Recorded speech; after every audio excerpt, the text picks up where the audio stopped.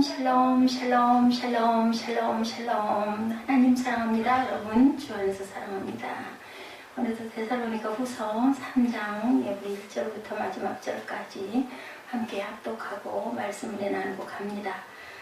자, 우리 환란기 그리스도의 날 시작 전의 사건, 적 그리스도의 등장이 있다라고 우리가 계속 주제에 함께 말씀을 나누었습니다. 환란기는 무엇인가? 성전에 들어가 성전을 황폐하고 멸망당하게 한다. 그의 표적, 기사, 놀라운 일들이 일어난다. 불신자들이 속아 넘어가고 이들은 진리를 거부하고 믿지 않는 자들이다. 오늘 본문 12절에 보니까 이런 자들에게 우리가 명하고 주 예수 그리스도 안에서 권하기를 조용히 일하여 자기 양식을 먹으라 하노라.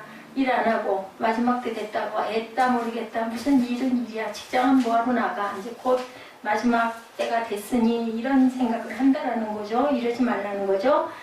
조용히 일해서 자기 양식을 먹어. 네가 먹을 건 네가 벌어서 어느 때가 되든 먹어라라는 거죠. 우리 성도들은 이미 그 아심에 의해 선택을 받고 성령의 부분 부르심을 받아서 영광에 이른다. 이들은 진리를 믿는 자들이다. 13절이죠. 13절. 형제들아 너희는 선을 행하다 오하지 말아라. 낙심하지 말아라. 사도 바울의 가르침과 전통을 굳게 붙들고 가라. 15절에 그러나 원수같이 생각하지 말고 그들에게 형제같이 권면하라고 이렇게 말씀합니다. 그 결과 선한 말과 선한 행위가 나온다.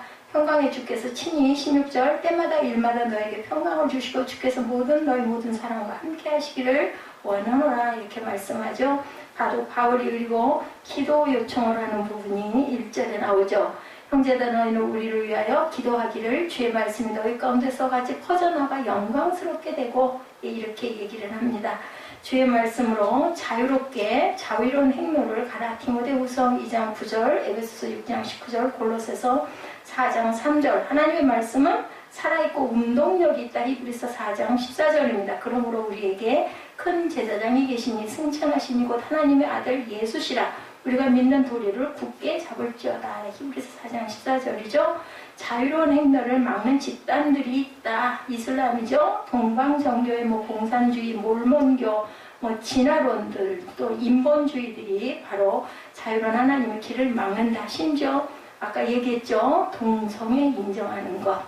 그리고 종교통합 추진 이런 모든 것들이 하나님의 길을 막는 것이다. 성경에는 분명히 있어요. 남자와 남자끼리 여자와 여자끼리 마지막 때는 그런 일들이 일어나는데 이것은 악이라고 얘기를 하고 있죠. 자, 말씀의 행로를 막는 자들이 이렇게 득세한다. 마틴 로이드 존스 목사님이 마귀의 걸작품이다 라고 얘기합니다. 우상숭배, 말씀을 혐오하고 부패한 성경의 출처들이 드러나는 그러한 때다. 그래서 사람의 구원과 성화는 무엇으로? 하나님의 말씀으로만 이루어진다. 로마서 10장 17절입니다. 그러므로 믿음은 들음에서, 들음은 그리스도의 말씀으로 말미암느니라 분명히 증거하죠. 말씀이 전달되지 않으면 안 된다. 꼭 파송하고 선포하고 듣고 믿어야 된다. 파송하지 않으면 그죠? 선포할 사람이 없어요. 그럼 우리가 듣지를 못해요. 이렇게 전해야 된다. 우리의 사명입니다. 로마서 10장 14절이죠. 그런즉 그들이 믿지 아니하는 일을 어찌 부르리요? 듣지도 못한 일을 어찌 믿으리요? 전파하는 자가 없이 어찌 들으리요? 분명한 것은 파송돼야 되고 그리고 전해야 되고 들어야 믿을 수 있다. 자, 15절에 로마서 10장 15절이죠. 보내심을 받지 아니하였으면 어찌 전파하리요? 기록된 바 아름답도다. 좋은 소식을 전하는 자들여 발효함과 같으니라. 이렇게 보내심을 받지 아니하면 전파할 수도 없고 전파하지 않으면 들을 수도 없고 듣지 못하면 믿을 수도 없고 믿지 못하면 우리가 행하고 따라갈 수가 없다. 그렇기 때문에 그 보내심을 받는 자들의 발은 정말 아름다운 발이다. 아름다운 발들이 되시기 바랍니다. 하나님의 말씀의 효과는 어떠한가? 이사야 55장 6절입니다. 너희는 야훼를 만날 만한 때에 찾으라. 가까이 계실 때에 그를 부르라. 악인은 그의 길을 불의한 자는 그의 생각을 버리고 야훼께로 돌아오라. 이사야 55장 7절이죠. 이 말씀이. 그리하면 그가 긍휼히 여기시리라. 우리 하나님께로 돌아오라. 그가 너그럽게 용서하시리라. 10절에도 이는 비와 눈이 하늘로부터 내려 그리로 되돌아가지 아니하고 땅을 적셔서 소출이 나게 하며 싹이 나게 하며 파송하는 자에게는 종자를 주며 먹는 자에게는 양식을 줌과 같이. 11절 내 입에서 나가는 말도 이와 같이 헛되이 내게로 돌아오지 아니하고 나의 기뻐하는 뜻을 이루며 내가 보낸 일에 형통함이니라. 이렇게 이사야 선지자가 선포합니다. 사람의 변화는 디모데후서 3장 16절 17절에 어떻게 변할까? 16절이죠. 유명한 말씀입니다. 모든 성경은 하나님의 감동으로 된 것으로 교훈과 책망과 바르게 영각으로 교육하기에 유익하다. 그렇기 때문에 이는 하나님 사람으로 온전하게 하며 모든 선한 일을 행할 능력을 갖추게 하려 합니다.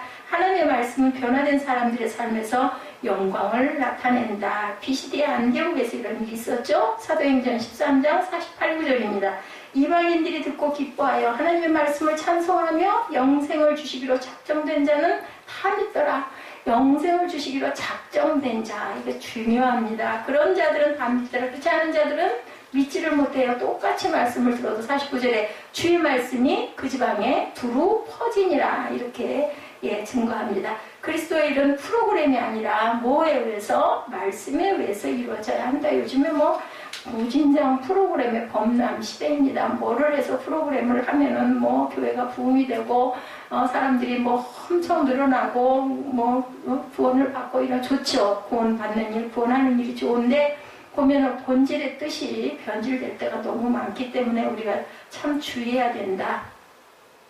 프로그램이 아니라 말씀으로 이루어진다. 최소한 그죠? 우리 교회만이라도 아무리 작아도 그런 것에 좌우되거나 그런 사람 한둘 들어와가지고 또 교회를 틀어뜨리면 차라리 오지 아니함만도 못하죠.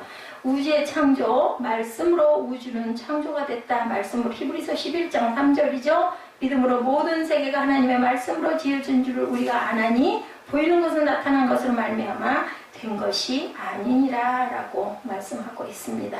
자, 그렇기 때문에 우리는 목사의 말씀 선포와 교회 모든 성도들에게 온전하게 전달해야 되고 목회자들은 어떻게 해요? 염소를 즐겁게 하지 말고 양들을 잘 먹여야 된다. 말씀의 효력을 이룰 때 프로그램과 기법들이 동원이 된다. 그렇기 때문에 우리가 말씀을 잘 전하든 못 전하든 그냥 성경 말씀만 그대로 계속 읽고 묵상하면 됩니다. 양들이 잘 먹으면 사랑과 기쁨 속에 양들을 낳고 목자를 또한 잘 따른다라고 증거합니다. 그래서 교회가 잘 되는 것은 우리가 설명할 길이 없다. 진짜 설교도 잘하고 그 목사님 학력도 너무너무 좋고 거기에 인품도 좋아 보이고 멋지고 그런데도 왜 그렇게 부흥이 안 될까? 근데 정말 설교도 정말 말씀도 영 아니고 쉬운 얘기로 어떤 그 순복음교회 그 전도사님 목사님 말씀을 도대체가 들을 수가 없어. 그런데도 그 나이 드신 권사님들 연세 드신 분들이 그렇게 많이 오시는 거 어느 면으로 섬김이 있으시기 때문에 그렇죠. 그렇기 때문에 이거는 뭐라고 얘기할 수가 없다. 그래서 신학교를 대단한 데를 나오든 교단 신학을 나오든 그거 별로 상관이 없는 거예요. 하나님의 나라는 분명한 것은 어느 면이 분명히 있겠죠. 그 목사님에게 그런 특징들이 있기 때문에 하나님께서는 쓰셨고 그래서 그 쓰신 대로 많은 교회가 많은 숫자로 부흥되기도 하고 아니면 또 영적인 어떤 다른 길로 열심히 뻗어나가기도 하고 이렇게 됩니다. 잘 먹지 못하면 갈등과 문제가 계속 표출되고 떠나가는 일이 생긴다. 양들이 떠나가죠. 그리고 최우선의 사명은 말씀 선포, 목회자의 성공 여부는 말씀 선포에 있다라고 이렇게 말씀하고 있습니다. 데살로니가후서 3장 2절이죠. 2절에 우리를 부당하고 악한 사람들에게서 건지시옵소서 하라. 믿음은 모든 사람의 것이 아니니라. 믿음이 모든 사람의 것이 아니라고 합니다. 아까 예정된 사람, 그런 사람들의 것이다라는 거죠. 두 번째, 부당하고 사악한 자들에게서 구출되도록 해라. 사도행전을 보면 종교의 맨 유대인들의 행로를 막는다 해도 사도행전 14장 1절에서 5절에 이렇게 증거하고 있습니다. 사도행전 14장 1절에서 5절 잠깐 봅니다. 이에 이고니온에서 두 사도가 함께 유대인의 회당에 들어가 말하니 유대와 헬라의 허다한 무리가 믿더라. 그러나 순종하지 아니하는 유대인들이 이방인들의 믿음을 선동하여 형제들에게 악감을 품게 하거늘 두 사도가 오래 있어 주를 힘입어 담대히 말하니 주께서 그들의 손으로 표적과 기사를 행하게 하여 주사 자기 은혜의 말씀을 증언하시니 그 시내에 무리가 나뉘어 유대인을 따르는 자도 있고 두 사도를 따르는 자도 있는지라.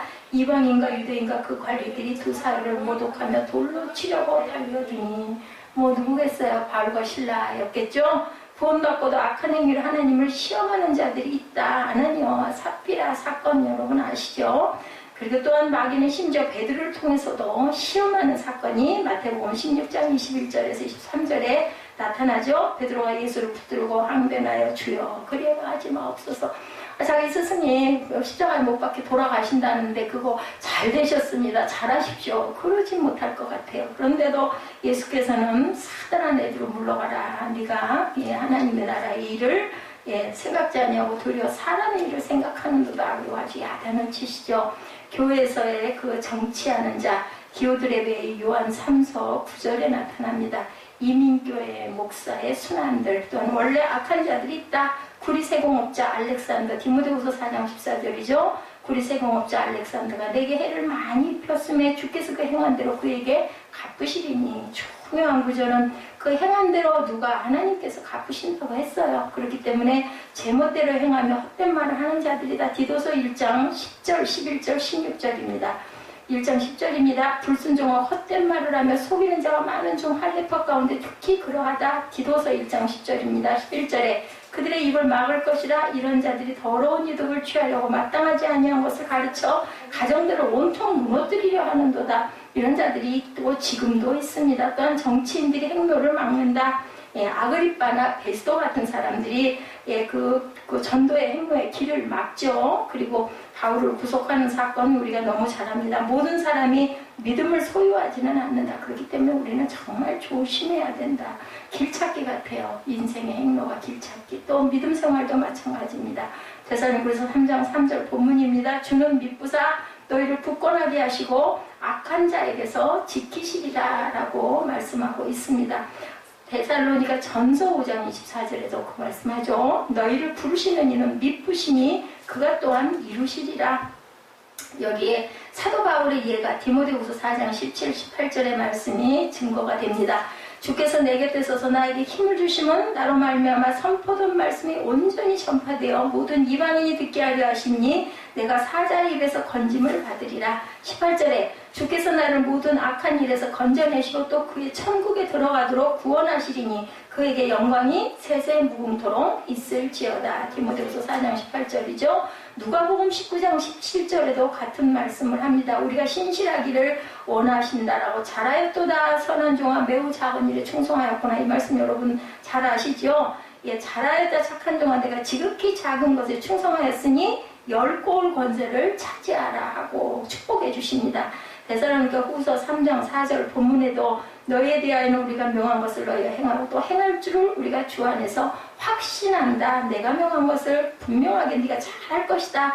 목사뿐 아니라 성도들도 말씀을 우리가 항상 온전하게 전할 줄 알아. 누구에게? 새로 들어온 초신자들에게 분명하게 잘 전해야 된다라는 거죠. 우리가 명한 것을 너희가 행하고 또한 행할 줄을 우리가 주 안에서 확신한다. 교회는 질서 있게 주님의 명령을 잘 따라야 된다. 근데 여기서 중요한 건 질서가 있어야 된다. 분명히 질서가 있어야 됩니다. 그리고 권위자를 우리가 존중할 줄 분명히 알아야 된다. 질서는 하나님의 가장 큰 특징이다. 창세기 때도 그죠? 땅이 혼돈하고 흑암이 있을 때 거기서 혼돈이 뭐가 돼서 질서가 이루어지면서 땅이 생기고 하늘이 생기고 그리고 많은 채소와 식물과 동식물들이 생기죠. 예배, 교제, 교육, 행정, 식사, 청소 등 이 질서는 하나님의 가장 큰 특징이다. 이런 질서로 이루어져야 되고 이러기 위해서 우리는 훈련이 분명히 필요하다. 병사가 자기가 원하는 때만 훈련에 참가하면 싸움을 절대로 이길 수가 없습니다. 목사와 리더들이 성경적으로 인도하고 가르치면 잘 따라야 되고 성도들은 서신서의 명령들을 행하고 또한 앞으로도 우리가 행해 나가야 된다. 디모데후서 2장 1, 2절에 내 아들아 그러므로 너는 그리스도 예수 안에 있는 은혜 가운데 강하고 또 내가 많은 증인 앞에서 내게 들은 바를 충성된 사람들에게 부탁하라. 그들이 또 다른 사람들을 가르칠 수 있으리라. 그래서 우리는 성도들이 온전하게 하나님 말씀을 잘 듣고 잘 배워야 다른 사람들을 가르칠 수도 있다. 그래서 요즘에는 평신도 사역자들이 너무나 많고 그리고 하나님 말씀을 처음부터 이렇게 해서 1대1 교육을 통해서 가르치고 나면 그 다음에 새로 오시는 분들을 또한 그분들이 가르치는 이러한 아주 그 프로그램을 잘 실천해 나간다. 왜냐면 가르치면서 본인도 은혜를 받거든요. 다시 한번. 그래서 굉장히 중요합니다. 우리가 전도하면서 내가 다시 깨달은 거랑 똑같은 거죠. 5절에 고난 중에 있는 데살로니가 성도들이 더욱 주님을 사랑하고 인내한다라고 나타납니다. 주께서 너희 마음을 5절입니다. 인도하여 하나님의 사랑과 그리스도의 인내에 들어가게 하시기를 원하노라. 재림을 기다릴 것을 기도하라고 말씀하죠. 일반 군대는 충성심과 두려움 때문에 복종한다. 그러나 주님의 군대는 뭐예요? 사랑으로 우리가 섬기죠. 요한복음 14장 15절에 너희가 나를 사랑하면 나의 계명을 지키리라. 이렇게 말씀하고 있습니다. 데살로니가 전서의 요점은 주님이 오신다라는 거예요. 주님이 오신다. 우리에게 그리고 나서는 보상이 있다. 디모데후서 4장 7, 8절이죠. 나는 선한 싸움을 싸고 나의 달려갈 길을 마치고 믿음을 지켰으니 이제 후로는 나를 위하여 의의 면류관이 예비되었으므로 주곧 의로우신 재판장이 그날에 내게 주실 것이며 내게만 아니라 주의 나타나심을 사모하는 모든 자에게도니라. 그래서 우리는 진리를 믿고 지키고 행하고 나눌 줄 알아야 된다. 우리가 진리를 믿고 지키고 행하고 그냥 나만 그냥 잘 믿고 가자가 아니라 행하면서 나눌 줄 알아야 된다. 우리가 그러기 위해서 기도해야 된다. 마태복음 6장 33절이죠. 그런즉 너희는 먼저 그의 나라와 그의 의를 구하라. 그리하면 이 모든 것을 너희에게 더하시리라. 그의 나라와 의를 구하는 것이 바로 나눔이죠. 우리가 기도로 나눕니다. 그리고 가진 것으로도 나눕니다. 시간도 나눠줍니다. 왜냐하면 누군가 하나로 권면하고 얘기하고 같이 교제하기 위해서는 시간이 분명히 필요하죠. 거기에 뭐 차 한 잔이라도 아니면 점심 한 끼라도 같이 먹고 마시면서 나누기 위해서는 또 물질도 필요합니다. 이런 모든 것들을 나눴을 때 모든 것을 하나님께서 더해주시고 갚아주신다라고 얘기합니다. 자, 마지막 부분입니다. 1절에서 4절은 이게 데살로니가 후서 3장 1절에서 4절은 기도 요청에 대해서 나와 있고 6절에서 18절은 실행과 게으름에 대한 경고, 그죠? 예, 일하기 싫거든 먹지도 말라라는 말씀처럼 6절과 7절에는 예, 모델 교회인 데살로니가 교회에도 문제 성도들이 분명히 있었다. 모든 교회에 그렇기 때문에 문제가 있다라는 거죠. 질서 없이 걷고 바울의 전통대로 걷지 않는 형제들이 있었다라는 겁니다. 어디에나 있다. 여기에 전통은 데살로니가후서 2장 15절에 있는 것처럼 바울이 글로 말로 전달한 명령들 2장 15절 보니 그러므로 형제들아 데살로니가 후서 2장 15절입니다. 굳건하게 서서 말로나 우리의 편지로 가르침을 받은 전통을 지키라. 헛된 전통은 지켜서는 안 된다. 마태복음 15장 1절에서 6절에 증거하고 있습니다. 마태복음 15장 1절부터 봅니다. 그때 바리새인과 서기관들이 예루살렘으로부터 예수께 나와 이르되 당신의 제자들이 어찌하여 장로들의 전통을 범하나이까? 떡 먹을 때 손을 씻지 아니하나이다. 대답하여 이르시되 너희는 어찌하여 너희의 전통으로 하나님의 계명을 범하느냐? 하나님이 이르셨을 때 내 부모를 공경하라 하시고 또 아버지나 어머니를 비방하는 자는 반드시 죽임을 당하리라 하셨거늘 너희는 이르되 누구든지 아버지에게나 어머니에게 말하기를 내가 드려 유익하게 할 것이 하나님께 드림이 되었다고 하기만 하면 그 부모를 공경할 것이 없다 하여 너의 전통으로 하나님의 말씀을 폐하는도다. 하나님께 다 드렸으니까 나는 상관없습니다 라는 그런 제도들이 있어서 부모를 공경하지 않고 하나님께 드렸다라고 그냥 선포하면 그만인 이것에 대해서 야단을 치는 거죠. 예, 우리 교회는 이런 쓸데없는 것들이 있으면 우리가 곧바로 없애야 된다. 지역교회에서 가장 중요한 것, 질서, 영혼의 자유가 무질서와 방종으로 나타나면 하나님께 불명예다. 바울은 본인 스스로 질서 없이 절대로 나는 행동하지 않았다라고 7절에 증거합니다. 어떻게 우리를 본받아야 할지를 너희가 스스로 아나니 우리가 너희 가운데 무질서에게 행하지 아니하면 이렇게 얘기합니다. 예, 무질서하게 행하지 아니한다. 방언 등의 문제가 질서에도 또한 나타나 있죠. 고린도전서 14장 27절에서 33절에 증거하죠. 만일 누가 방언으로 말하거든 두 사람이나 많아야 세 사람이 차례를 따라 한 사람이 통역할 것이요. 누군가가 방언으로 얘기하면 나머지는 통역하라는 거죠. 만약 통역하는 자가 없으면 교회에서는 잠잠하고 자기와 하나님께 말할 것이요. 예언하는 자는 둘이나 셋이나 말하고 다른 이들은 분별할 것이요. 만일 곁에 앉아있는 다른 이에게 계시가 있으면 먼저 하던 자는 잠잠할지니라. 이렇게 질서를 지켜라.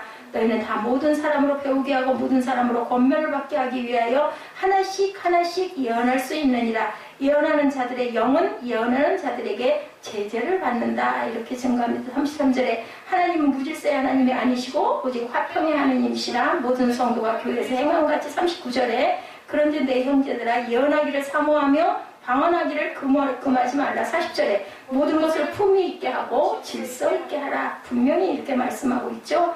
그래서 남녀 질서, 음악, 옷, 아이들 교육, 음식 분배 이 모든 게 질서가 있어야 된다. 질서가 무너져서 무정부 상태가 되면 교회는 이게 나는 분열이 될 수밖에 없다. 그래서 엄중하게 주 예수 그리스도의 이름으로 떠나라고 우리가 명령합니다. 그리스도의 분리는 화해하려고 노력하도 되지 않으면 뭐하라 그래요? 떠나야 된다.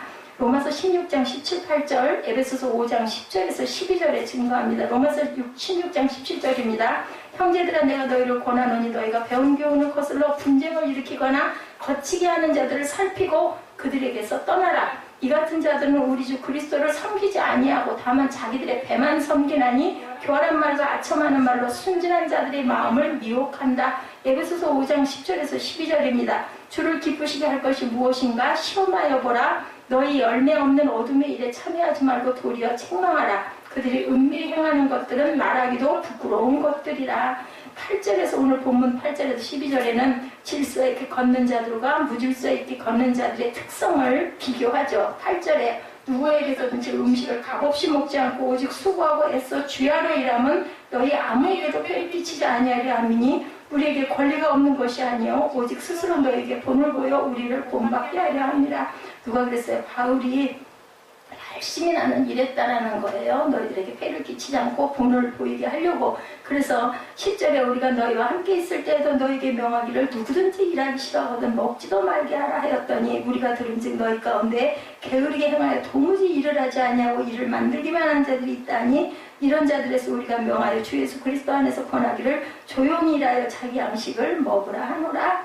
너희는 선을 행하다가 그 대신 낙심하지 말고 그들을 미워하지 말라는 거죠. 잘 권면하고 일거리를 찾아주라고 그 14절 이후에는 그렇게 말씀을 합니다. 형제같이 권면하라고 그러죠. 그랬을 때 주께서 너희 모든 사람과 함께 하시기를 내가 원한다. 이렇게 정리를 합니다.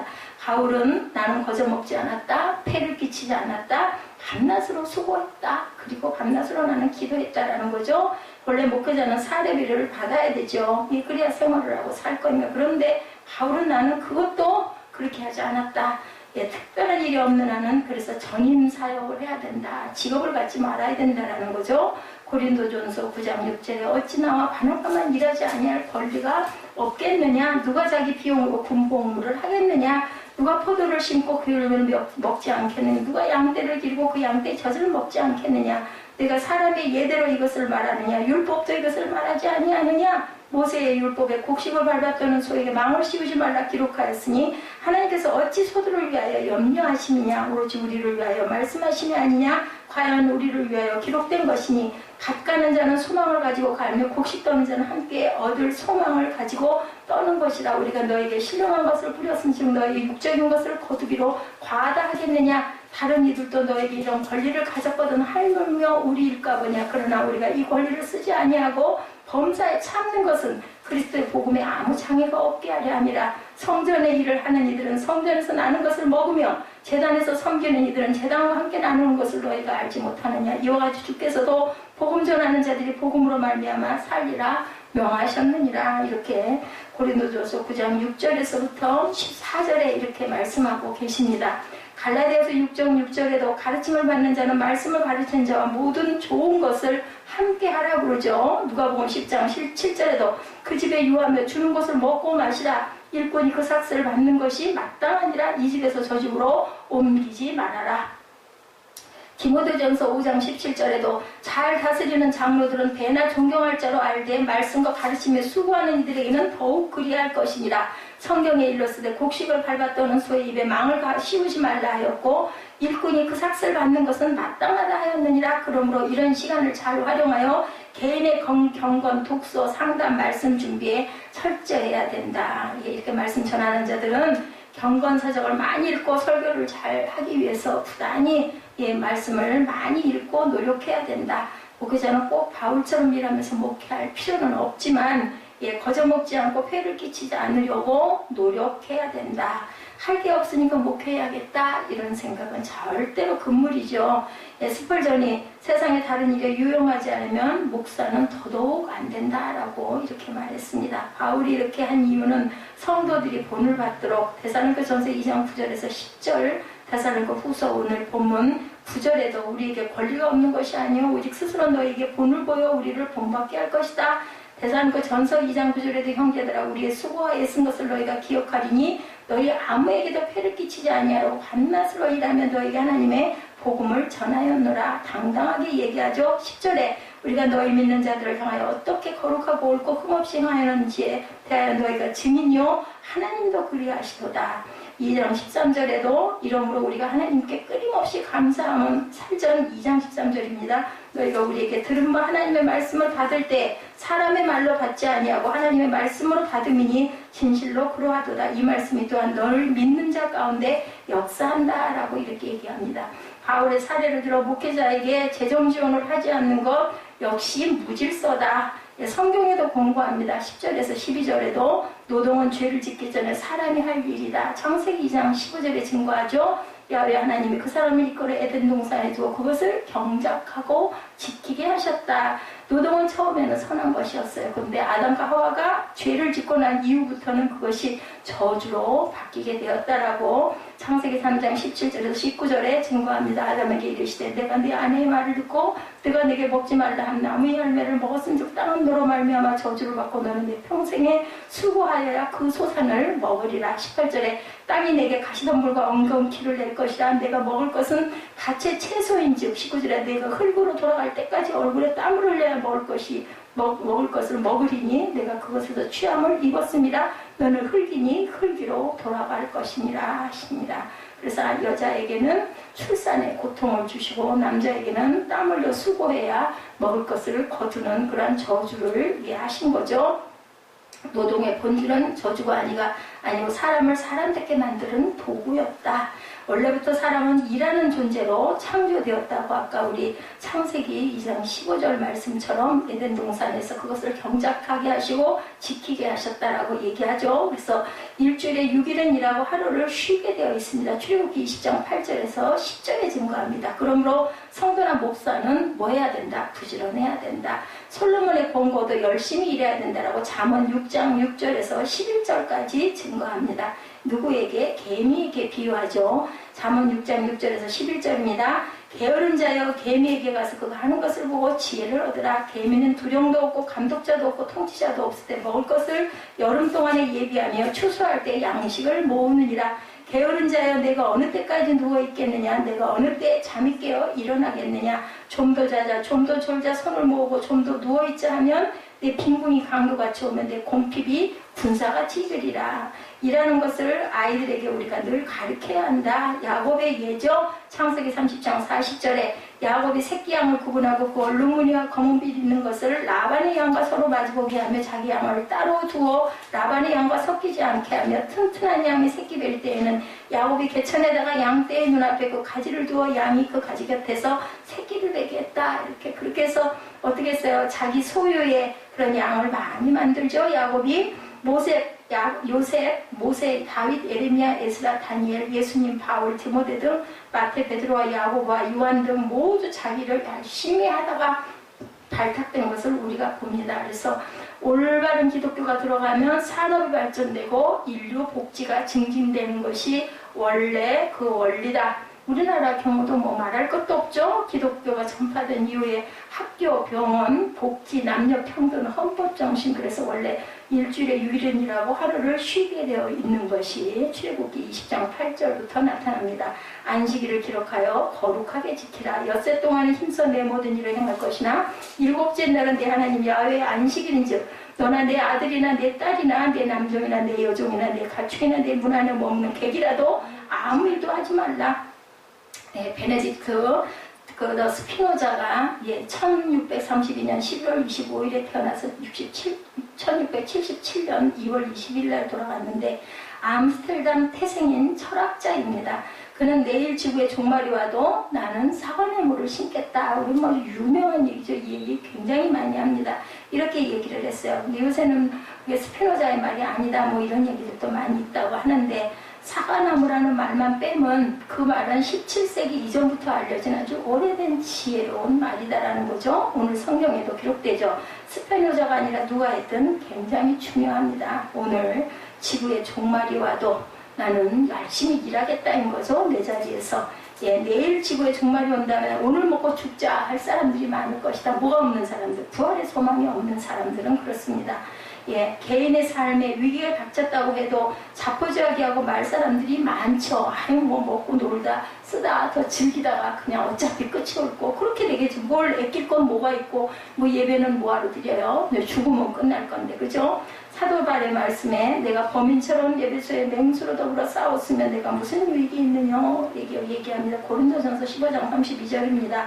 죽는 자가 다시 살지 못할 것이면 내일 죽을 터이니 먹고 마시자 하리라 이렇게 나와 있어요. Let us eat and drink for tomorrow we'll die 하고 증거합니다. 누구든지 일하기 싫어하면 밥을 주지 말아라. 예, 어디서 우리가 들어봤죠. 예, 공산주의자들의 선동 같지만 사실은 성경 말씀이에요. 그죠? 일하기 싫거든 먹지도 말라. 기독교는 사랑의 종교라는데 이거 대단하구나. 너무 그죠? 아주 그냥 전혀 봐주는 게 없어요. 일하기 싫거든 먹지 말라는 거죠. 이것은 일을 할 수 있는데 직장이 없거나 몸에 장애가 생겨서 부득이하게 일을 할 수 없거나 한 사람들을 겨냥한 말이 아니죠. 게으른 사람들에게 주는 경고입니다. 예수께서는 곧 재림하실 것이니 그 준비를 하며 살라는 데살로니가 전서의 말씀을 읽고 뭐해요? 핑계거리로 삼는 모든 부정적인 데살로니가 교회 성도들, 그 형제들을 겨냥한 말씀이죠. 데살로니가 전서는 제2차 전도 여행 중이던 AD 51년에서 53년경 바울이 고린도에서 데살로니가 교회에 써보낸 편지입니다. 데살로니가 전서의 기록 연대는 바울이 고린도에 있었을 때 갈리오 총독의 법정에 끌려갔다는 사실에서 그 정확한 연대를 측정할 수가 있습니다. 사도행전 18장 12절에서 17절에 증거합니다. 본서의 저작 연대를 그래서 AD 51에서 53년으로 보는데 데살로니가 전서 후서는 최초의 바울 서신이고 신약 성경 중에 최초의 기록이라는 것을 우리가 알고 가야 됩니다. 최초의 바울 서신, 최초의 신약 성경으로 기록되어 있다. 사람에게 부활의 소망이 없다면 누구나 다 마찬가지일 것이라는 거죠. 세상 사람들과 성도의 차이가 당연히 없을 거예요. 부활의 소망이 없기 때문에. 우리가 부활의 소망을 가진 것은 우리의 삶의 일상성 그리고 항상성을 유지할 수 있게 해주는 결정적인 믿음이다. 저도 그렇게 동의합니다.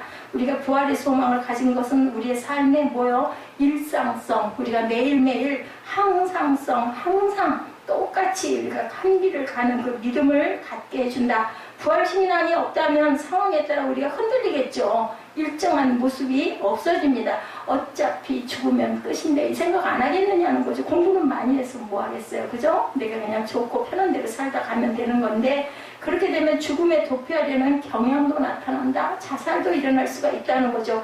예수께서 부활하신 것을 우리가 어떻게 알아요? 성경 말씀에 기록되어 있기 때문에 그것을 믿고 우리는 그대로 압니다.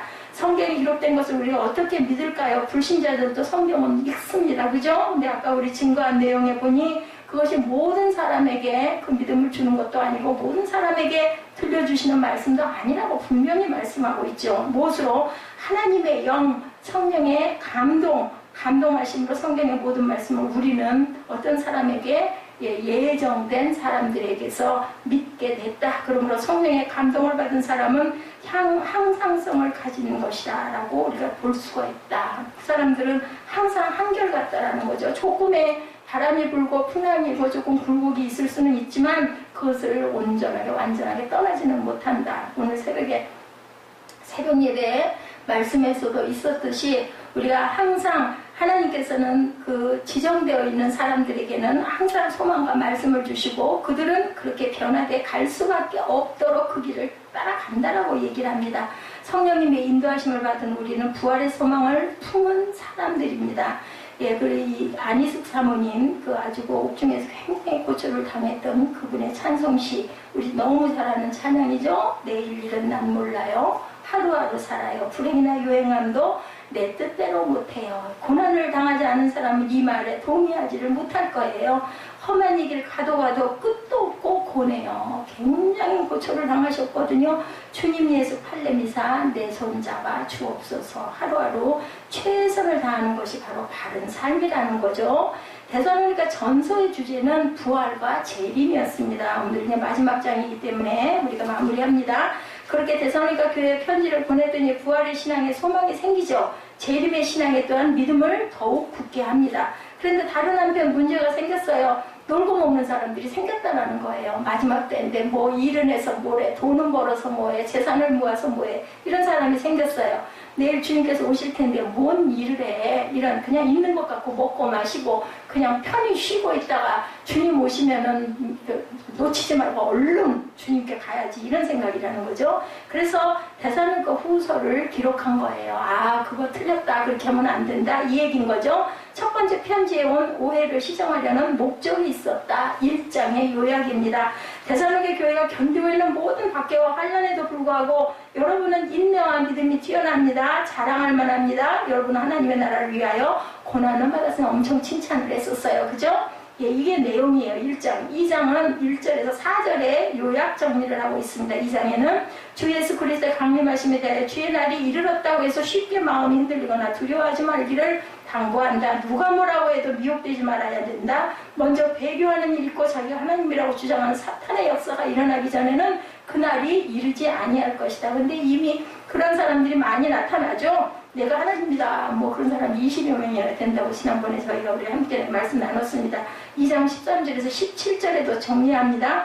하나님께서 처음부터 여러분을 택하셔서 성령의 거룩하게 하신가 진리를 믿음으로써 구원을 받게 하셨습니다. 이를 위하여 복음으로 우리를 부르시고 주 예수 그리스도의 영광을 얻게 하셨습니다. 따라서 굳게 서서 우리의 가르침을 굳게 지키십시오. 우리 하나님 아버지께서 여러분의 마음을 위로하시고 모든 선한 행동과 말에 굳건하게 하시기를 원합니다. 이어서 이제 오늘 본문 3장이죠. 게으르게 행하고 가르침을 거역하는 모든 형제들에게서 떠나라. 그죠? 그들은 무질서하게 행동하고 음식을 값없이 먹고 수고하지 않는다. 나는 스스로 일하는 사람이며 음식값을 지불하며 다른 형제에게 폐를 끼치지 않으려고 나는 애를 쓴다. 바울이에요. 나는 목회자로서 음식값을 내지 않고 먹을 권리가 있지만 돈을 보이기 위해서 누구든지 일하기 싫거든. 그러므로 먹지도 말게 하라 라고 가르치죠. 그런 데서 게을러서 일만 만드는 사람도 또한 있다는 거죠. 게으른 것은 고사하고 일을 안 하는 것은 고사하고 또 일을 만드는 사람들도 있다. 그런 형제들이 권면하죠. 묵묵히 자기 일을 하며 자기 양식을 먹으라. 그죠? 그런데도 계속해서 순종하지 않거든 스스로 부끄러움을 느끼게 하라 라고 본문 하반절에 나타납니다. 그러나 그들을 원수같이 생각하지 말고 현명하게 형제같이 권면하라. 15절에 그렇게 증거합니다. 일하지 않는다고 밥을 굶기는 것은 너무 무리한 일이다. 예, 일을 하면서 밥을 먹을 수 있도록 직장을 소개해 주거나 일거리를 직접 주는 게 좋을 것이다. 그렇게 교육을 시켜라 라는 권면을 합니다. 1990년대 초반에 재림신앙이 미주 지역을 강타했습니다. 2002년에는 어디요? 우리나라 다미선교회가 일어나서 뭐 하얀 옷들을 입고 아무 일도 안 하고 기다렸다고 그러죠. 주님이 오신다고. 근데 그날 오시지는 않았어요. 그래서 일하지 않는다고 밥을 굶기는 것은 너무한 일이니까 그러지 말라고 얘기를 했다는 거죠. 구약 4000년, 신약 2000년, 6000년이 지났어요. 이제 안식천년, 천년왕국이 올 때가 이제는 되었다라는 발상에서 근거가 돼서 시작이 됐다고 합니다. 우리나라도 1950년에 6.25가 일어나고 2017년이니까 지금 한 3년만 있으면 70년이 되니까 안식년이 올 수도 있지 않을까, 이런 기대에 저도 합니다. 그러다 보니 이제는 남북이 하나 됐으면 좋겠다라는 목소리들이, 기도의 목소리들이 높아집니다. 그건 나쁜 건 아니에요. 소망을 가지고 우리가 혹시 이스라엘도 70년 포로에서 귀환시켰으니 우리도 이제는 좀 하나님이 더 긍휼로 품어주셔서 남북이 하나 되게 하시면 어떨까, 뭐 이런 마음 가지고 함께 기도할 수는 있는 거죠. 그렇다고 해서 일을 안 하고, 그죠? 그냥 아무것도 안 하고 그냥 퍼져가지고 앉아가지고 이래서는 안 되는 것이지만, 어쨌든 그때가 임했다고 그들은 생각하고 삶이 흔들렸다고 그래요. 직장을 그만둔 사람이 많았고 학교 공부도 그만하고 기도원에 가서 나가서 사는 젊은이들이 굉장히 많았다라고 합니다. 지금 미주 지역 얘기를 하고 있는 거예요. 1990년도에 우리나라도 2000년대에 그런 일들이 있었습니다. 그래서 인생은 60부터라고 그런 얘기들이 많이 있죠. 조금 더 그 극적인 표현이 있는데 인생은 9의 말 투아웃부터다 이런 얘기들도 있다고 합니다. 막판 뒤집기 막판에 그죠? 9의 말 투아웃부터는 제가 야구를 잘은 모르지만 다 졌어요. 근데 마지막에 그냥 홈런 안타를 치면서 그냥 점수를 따가지고 거꾸로 뒤집어지는 일이 많다고 합니다. 이제 이렇게 인생도 얘기를 합니다. 그래서 위기에서 위기로 치닫다가 마지막 순간에 상황을 뒤집는 일, 그죠? 투아웃부터라고 얘기를 한다는 거죠. 이런 것이 언제 오느냐? 언제 나오느냐? 요행수가 아니죠. 평소에 하던 식으로 하던 사람들에게서 나타나는 현상인데 고린도전서 2장 10절에서 11절에 말씀합니다. 그는 성령으로서 예수님을 그리스도로 고백을 하였다. 그러므로 내가 너에게 알게 하노니 하나님의 영으로 말하는 자는 누구든지 예수를 저주할 자라 하지 않고 성령으로 아니하고는 누구든지 예수를 주라 할 수가 없느니라. 이렇게 증거합니다. 그러면서 12장 3절에도 이렇게 증거하죠. 다시 말하면 십자가의 한 강도가 보여준 막판 회개, 그게 막판 뒤집기예요. 그죠? 그는 결단에 따른 것이 아니었어요. 하나님의 영에 감동이 되었던 것이라는 거죠. 우리가 예수님을 믿고 주님의 자녀가 된 것은 막판 뒤집기다. 죽을 뻔했는데 그죠? 가까스로 건져지는 사건. 그런데 이것은 우리의 판단에 따른 것이 아니고 누가 하신 거라고요? 하나님의 영이 함께 하신 것이다. 그러므로 모든 영광을 누구에게 돌려야 된다? 하나님께 돌리게 하려고, 사람이 한 것이 아니게 하려고 하나님께서는 성령이 일하게 하셨다는 거죠. 데살로니가 교회 사람들은 제 이름을 핑계 삼아 게으름을 정당화했어요. 그들이 뭐 이라면 뭐래 이제 곧 오실 건데 그죠? 이때는 사도 바울이 선교 초기였다고 합니다. 왜냐하면 데살로니가 전후서를 제일 먼저 썼으니까 초기겠죠. 교회가 여기저기 서기 시작할 때였었어요. 그래서 신학이 제대로 정립되지도 않고 몰라서 그랬을 수도 있겠다. 그로부터 시대는 2000년이 흘렀는데 지금도 우리 현실도 그런 현상이 그대로 있다라는 거예요. 그때나 지금이나 그때는 몰라서 그랬고 지금은 성경이 다 기록되어 있고 우리가 보기만 해도 그게 아니라는 게 나와 있는데도 지금도 그런 일들이 있다. 게으른 사람은 어떤 핑계를 대서라도 게으름을 떱니다. 그죠? 거룩한 핑계라도 되죠. 재림이라도 핑계거리로 사용한다라는 거. 이런 식으로 주님께서 재림하시죠. 틀림없는 사실인데 그때는 이 세상의 모든 질서가 사라질 것이고 주님께서 왕이 되셔서 통치하시는 새로운 시대, 새로운 세상이 분명히 열릴 것이라는 거죠. 문제는 우리의 삶의 변화가 없어야 한다는 거예요. 어떤 삶의 변화? 주님이 오신 순간이라고 특별히 달라져야 할 필요는 없다. 우리는 하는 자리에서 하는 일을 열심히 하고 있으면 된다는 거죠. 그래서 항상성을 유지해야 된다. 예배할 때 예배하고 일할 때 일하고 잘 때 자고 먹을 때 먹고 그죠? 열심히 최선을 다해서 일해야 된다. 그런 삶은 부지런하고 생산적이다. 아이들은 공부하기를 다 싫어해요. 우리 아이부터 보니 공부 좋아하는 아이는 없습니다. 핑계를 대는데 아주 비상합니다. 아이들에게 빌미를 절대로 주지 말아야 되고 부모가 솔선수범을 해야 한다고 합니다. 제가 아마 솔선수범이 못 돼 있기 때문에 우리 아이가 그런 것 같습니다. 큰 병에 걸렸을 때 죽음을 생각할 수밖에 없을 때 사람들의 반응은 크게 두 가지로 나타납니다. 어차피 죽을 텐데 이 모든 게 무슨 소용이 있겠어? 이런 사람이 있고요. 그러다 보면 자살 충동이 일어납니다. 죽음을 앞당기는 거죠. 이런 사람은. 근데 두 번째 한 그루에 사과나무를 심는 사람이 있다라는 거죠. 부활의 소망을 믿는 사람들은 하나님의 영에 감동받은 사람. 어차피 죽을 거 열심히 가진 거 다 주변에 나눠주고 좋은 일을 끝까지 열심히 하고 마음에 하나님을 품고 내가 가야지. 어차피 갈 때는 가는 건 이런 생각을 한다라는 거죠. 자, 그랬을 때 어디로 가야 돼요? 교회 가서 열심히 봉사하라는 거죠. 꼭 교회가 아니라도 불우하고 나보다 어려운 사람들 내가 가진 것을 나눌 줄 알아야 된다는 거죠. 급할수록 돌아가라. 위기의 때 오히려 주님과 함께 천천히 걷는 그러한 생활이 필요하다. 사람의 참된 모습은 이러한 위기 때 드러난다는 것을 우리가 생각을 해야 된다. 따지고 보면 사람의 하루하루는 늘 위기입니다. 저도 그렇게 생각합니다. 오늘 무슨 일이 일어날지 우리는 정해진 스케줄대로 뭐 나는 직장에 가서 아침에 이렇게 가면 뭐 분명히 12시는 점심을 먹을 것이고 뭐 이렇게 하고 근무를 하다가 나는 오후에 퇴근을 할 거야 이 생각 다 하죠. 저도 마찬가지고. 그런데 그 중에 일어나는 어떠한 자잘한 일들 속에서 우리 일상이 깨어질 때도 있고 그 속에서 어떤 기쁨이 올 때도 있다라는 거죠. 놀고 먹는 사람들은 눈총을 주는 사람들은 뭐라 그래요? 온열, 그죠? 상팔자, 개팔자라고 얘기를 합니다. 요즘에는 오히려 개가 사람보다 더 값이 나가기도 하고 그래서 더 호강을 하기도 한다고 하죠. 놀고 먹는 신종은 또한 오죽할 것이냐. 또 우리가 헤아려 줄 줄 알아야 된다. 세상에 눈칫밥처럼 맛없는 밥, 가시방석인 밥도 없다고 합니다. 그러니까 재림을 빙자해서 놀고 먹는 사람은 위기의식을 계속 조정하는 경향이 있다. 조정된 위기가 병이라면 병에서 낫지 않으려는 이상한 충동까지 갖는다라는 거죠. 실제로 이런 경향은 중요한데 환자는 환자인데 어떤 환자? 낫지 않으려는 환자. 그냥 그 속에 그냥 있고 싶어. 네.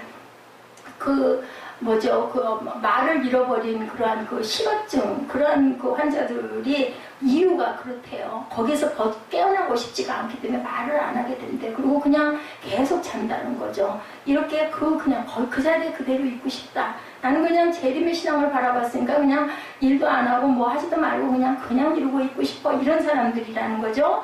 이러한 병이 있다고 합니다. 윈하우젠이라는 정신병을 가지고 있는 사람들인데 자기 자신뿐 아니라 자식까지도 고통에 머물게 함으로 동정을 유발하고 그것으로 살아가는 사람들이라고 합니다. 다시 말하면 재림 때문에 놀고 먹는 게 아니라 재림을 핑계 삼아 놀고 먹는 행위에 대해서 바울은 지적합니다. 그렇게 해서는 안 된다라는 거죠. 은퇴는 없다. 하나님께서 창조하신 이 세상에 그런 법이 어디 있느냐인 거예요. 예수께서도 아버지께서 지금까지 일하시니 나도 일한다 라고 말씀을 하셨어요. 질병이 찾아와도 그것 때문에 몸을 움직이지 않을 이유는 되지 않는다. 지식이 부족해도 그것 때문에 입을 열지 못할 이유는 없다라는 거죠. 어떤 의미에서 절망이나 위기가 왔을 때 당황하고 허둥대는 사람은 훈련 미숙이어야 된다. 우리는 그저 그 자리에서 그냥 내가 가진 능력대로 그냥 그 자리에서 열심히 그저 그대로 하면 되는 거죠. 평소처럼 기도하고 평소처럼 성경도 읽고 평상심을 잃지 않으면 위기는 지나간다라는 거. 지나가고 만다라는 거, 이것 또한 지나가리라는 거. 그죠? 그때는 분명히 지나갑니다. 사방이 막혀있을 때 그럴 때도 허둥대지 않고 하던 일을 계속 할 수 있는 여유를 우리 마음에 자연스러움을 지녀야 되겠다. 여태까지 그렇게 살지 못했다면 그것을 우리가 한번 회복해보는 그러한 저와 여러분 되시길 바랍니다. 뭘로? 하나님의 영으로 그 노래 있죠. 그 찬양 있죠. 우리는 하나님의 영으로 살아 일어납니다. 이렇게 하나님의 영으로 회복된 사람은 언제 주님께서 오시더라도 당황하지도 않고 그냥 항상 나는 이렇게 예배하고 나는 이렇게 기도하고 나는 이렇게 일상생활을 했으니까 이렇게 할 겁니다. 이렇게 된다라는 거죠. 한국일보의 칼럼입니다. 작은 일에 최선을이라는 주제였습니다. 위기에 닥쳤을 때 그때는 큰 일을 생각하지 말라. 작은 일에 몰두하라. 화분에 물을 주거나 청소를 해라. 찌개를 끓이고 식구들과 저녁을 먹을 준비를 해라. 큰 일이 닥쳤을 때 오히려 작은 일을 하라. 칼럼의 제목은 위기의 때는 작은 일을 이렇게 나와 있었어요. 그것이 어떤 인생의 마지막을 사는 사람에게는 소망이 된다는 거죠. 오늘 본문 일하기 싫으면 먹지도 말라라는 것. 갖고 표현하면 일하라 그리하면 식욕이 돋구어질 것이다. 그러면 맛있게 음식을 먹을 수 있지 않겠니? 뭐죠? 일을 찾아 구하라. 그렇게 했을 때 삶의 의미가 생길 것이다. 작은 일처럼 보이는 것, 그것이 뭘까요? 작은 일, 그냥 기도죠. 그죠? 잠깐 기도하는 거, 잠깐 성경 읽는 거, 작은 일 중에 하나예요. 시시해 보일 때 그때가 정말 위기라는 것, 그것이 큰 일이라는 것을 우리가 기억해야 된다. 정말 위기에서 큰일 난 것이 아니고 성경과 기도가 생각조차 나지 않으니까 그것이 위기가 된다. 작은 일처럼 보이지만 정말 큰 일이 있다는 것, 무슨 일? 하나님의 일이죠. 공사입니다. 성전에 와서 청소도 하고, 그죠? 잔디에 풀도 뽑고, 그러다 보면 나도 모르게 문제가 해결이 된다는 것을 우리가 꼭 알아야 된다.